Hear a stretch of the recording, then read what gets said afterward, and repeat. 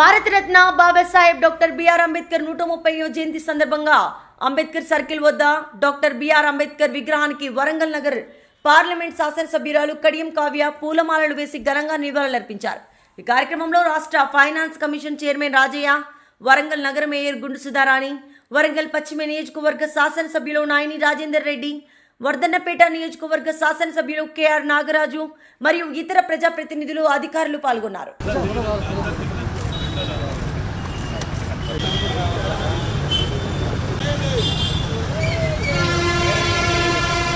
జై భీమ్, జై భీమ్, జై భీమ్, జై భీమ్, జై భీమ్, జై భీమ్. అంబేద్కర్ ఆశయాలను జై సంవిధాన్, జై సంవిధాన్.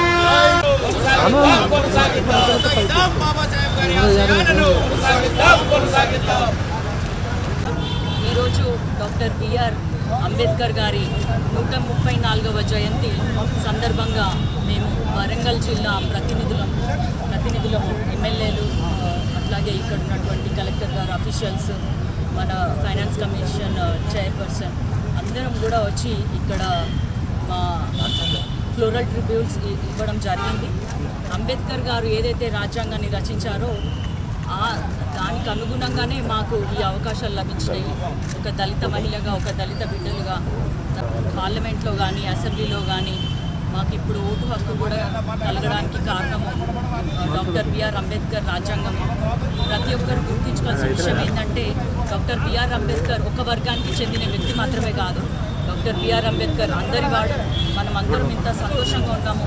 ఒక రాజ్యాంగం రచించాడు. కేవలము హక్కులు మాత్రమే కాదు, బాధ్యతలతో పాటు సామాజికంగా, ఆర్థికంగా సమసమాజం నిర్మించాలి అన్న ఉద్దేశంతో భారతదేశము అద్భుతంగా ముందుకు నడవాలి, అభివృద్ధి చెందాలన్న ఉద్దేశంతో ఎంతో ముందు చూపుతోటి కూడా రాజ్యాంగ నిర్మాతగా ఆయన గొప్ప గొప్ప సందేశాలు ఇచ్చాడు, గొప్ప గొప్ప రూల్స్ పెట్టినారు. కాబట్టి ఇప్పుడు ఏదైతే బీజేపీ వారు చేస్తున్నటువంటి రాజ్యాంగాన్ని తీసేద్దాము, లేకపోతే రాజ్యాంగంలో మార్పులు చేద్దాము అనే ఆలోచనలో వాళ్ళు ఉన్నారు. కానీ కాంగ్రెస్ పార్టీ కార్యకర్తలుగా మా పార్టీ అధినేత రాహుల్ గాంధీ గారి ఆదేశాల మేరకు మేము అది ఎట్టి పరిస్థితుల్లో జరగనీయము.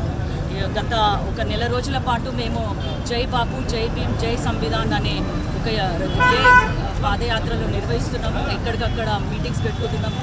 గ్రామాల్లో కూడా ప్రతి చివరి ఇంటి వరకు రాహుల్ గాంధీ గారి ఆదేశాల మేరకి అసలు రాజ్యాంగం గొప్పతనం ఏంటి, డాక్టర్ బిఆర్ అంబేద్కర్ కోసం ఏం చేశారు, బాపు ఏం చేశారు అనేది ప్రతి ఒక్కరికి చేరే విధంగా మేము ప్రయత్నిస్తున్నాము. అందుకు సహకరిస్తున్నటువంటి ప్రజాప్రతినిధులు కానీ, మా పార్టీ కార్యకర్తలందరికీ కూడా శుభాకాంక్షలు తెలియజేసుకుంటున్నాను. మరోసారి భారతదేశ ప్రజలందరికీ కూడా ఇంత గొప్ప వ్యక్తి మన భారతదేశంలో పుట్టినందుకు గర్విస్తూ అందరికీ మరోసారి డాక్టర్ బిఆర్ అంబేద్కర్ జయంతి శుభాకాంక్షలు తెలియజేసుకుంటున్నాను. జై భీమ్, జై భీమ్, జై భీమ్, జై భీమ్.